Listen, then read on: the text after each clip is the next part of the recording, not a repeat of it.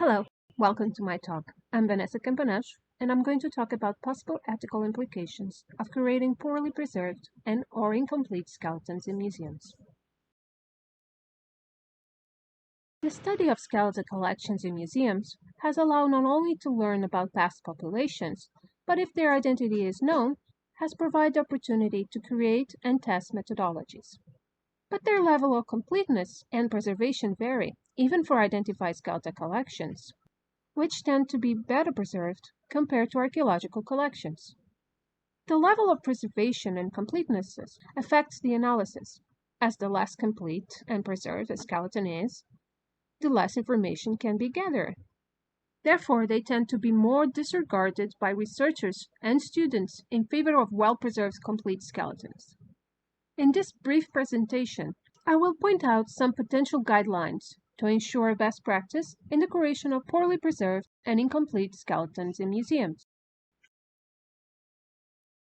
As guidelines, it is suggested, as a first step, record each skeleton's level of preservation and completeness, if it's not already done.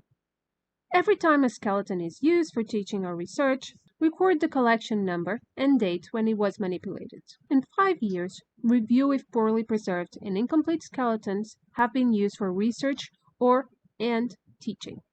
Try to incorporate the analysis of poorly preserved and incomplete skeleton as fitted for research or teaching.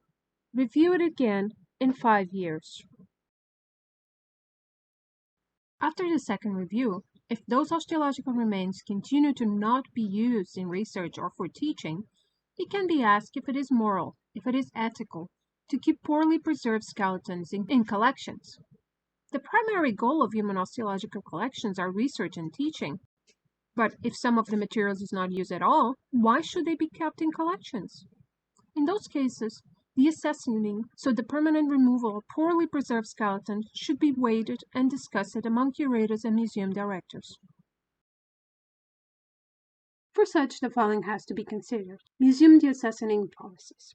Implemented with careful documentation of the origins of the materials, the assessing steps, and all decisions made.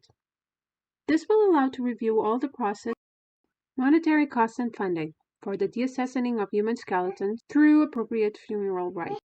It is difficult to replicate the funerary rituals the individual had after their death, especially if those are no longer done in present communities. However, even when the funerary ritual is performed in contemporary time, it will never fully replicate the funerary ritual an individual had, as their family and friends will not be present. Nevertheless, curators should always bestow them respect and gratitude. Thank you.